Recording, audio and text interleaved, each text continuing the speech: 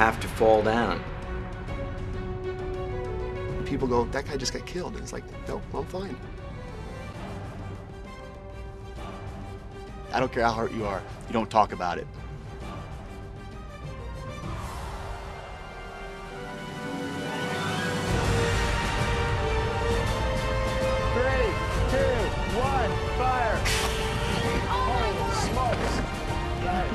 Nothing's going to stop me from doing stunts. I just love this business so much.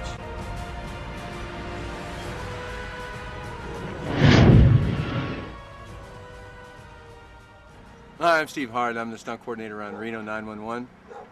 And we're doing some stuff today. This thing hasn't been done before, as far as we know, as far as stunt work goes.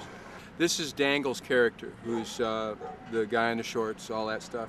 And he always loses his bicycle, or his bicycle's stolen, time and time again. Did you see somebody with a bicycle? A guy with a bike? Anybody with a bicycle? It says police on it? Oh, son of a bitch. And he's found his bicycle, he thinks. And he says he's getting close, and he jumps out into the road, turns around, and he's hit by a truck. Well, we can't hit a truck, or we can't hit a guy with a truck. It's just, as you can see, flat nose. There's no place for our stunt guy to go. So what we came up with is we came up with a catcher to catch our stuntman. Right now we've minimized the danger, but I mean, you know, anything can happen. Kim can step out, you know, be in a wrong position. I can have a bogey come out. There's a million things that can happen. Kim can run an arm through there and tweak himself. Every stunt is dangerous. Anything can happen. It's not about how easy it can look. It's all about the fact that there's a truck, okay? It's like being set on fire. It's not about how small a fire is, it's the fact it's fire. Well, again, and I know he's really close, he's really, really close. He's really, really close. I know, I can feel it, son of a bitch, I can feel him. I know he's close, I know he's close. I know he's close, I know he's close. And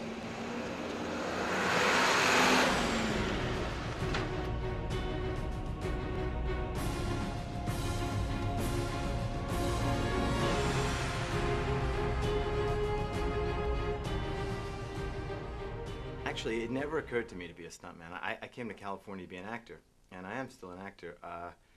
And then I just happened to see in the paper an audition for the Wild West Stunt Show at Universal Studios Hollywood. So I went and auditioned, and I got hired. I wanted to be a stuntman since I was a little kid watching Clint Eastwood on Rawhide. I always wanted to jump off stuff, and I always wanted to be the best at everything. It kind of took me for a surprise. I didn't realize I was going to become a stunt woman. Originally, I had a karate school. It's called a dojo over in La Costa, California, San Diego County. And actually, that opened the doors to the industry for me. I went through the usual processes of I wanted to be an astronaut. I grew up around rodeos, so I wanted to, you know, be in the rodeo. But I kept gravitating towards doing stunts. When I did my first stunt, I watching my dad, watching his friends, and just when they trained, I would train and, you know, do things, and it just seemed to me the thing that I knew the best. Being a stunt woman is a little bit challenging for my family, I think, especially for my father. He's Japanese, and of course he would like me to settle down, be married, and have a family of my own, but I think I kind of take after him, and my life is definitely a little bit challenging for him to be able to cope with, but he does support me because he sees that I'm happy with it. They all worry too much, you know, and I worry. And if you're doing something big, you know, my mind is on the gag, you know, my mind's on the stunt, and I would rather not have outside distractions like that, like somebody else worrying about me, you know? I might mention it depending on how I feel, but generally I won't. I tend to not tell him what I'm doing until after the fact. Once I know that everything was good and I had a lot of fun and I'm safe, I'm healthy, then I'll tell him. I'll tell him afterwards so he knows I'm okay. Then he tells me I have rocks on my head and that I'm a knucklehead. My wife, we weren't married yet, but we were dating. She never really came out to the set. One day we were shooting locally, and I was doing a high fall, and it was through a window, glass building. from the 6th floor. So I do the high fall through the window, hit the airbag, a piece of the glass comes down, hits me in the forehead, and I come out of the airbag just bloodied. And I mean, I have a pretty good gash that starts in the center of my forehead and goes up through to the top of my head. It was my only ambulance trip I've ever taken. They took me to the hospital, stitch up my head, stitch up my hand because I had torn it open too.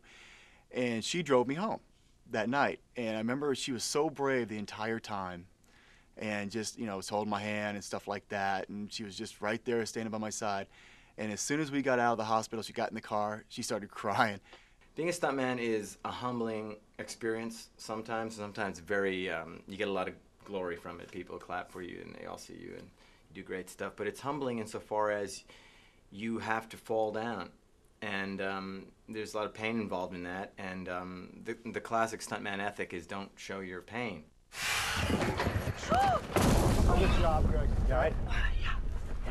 Okay. I fell about 18 feet. Not onto the concrete, thank God, but onto like a hard packed dirt-like surface.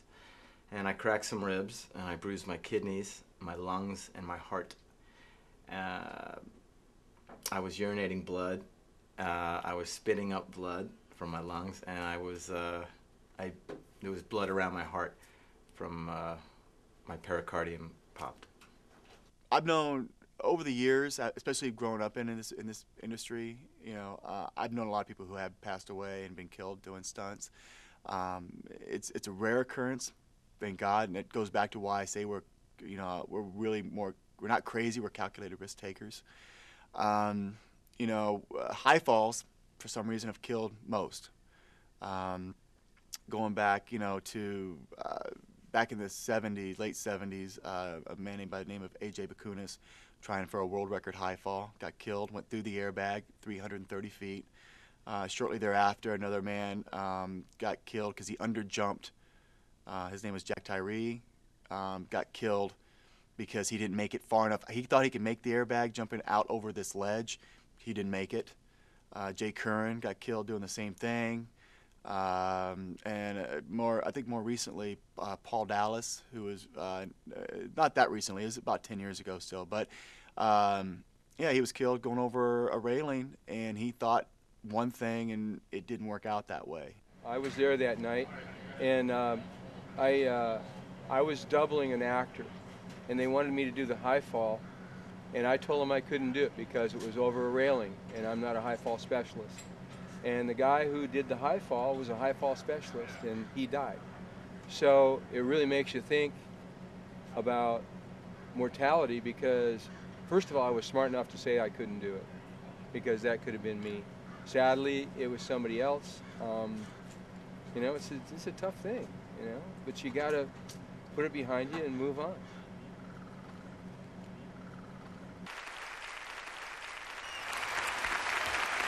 And the Taurus Award goes to Gregory James Fitzpatrick, Starsky and Hutch.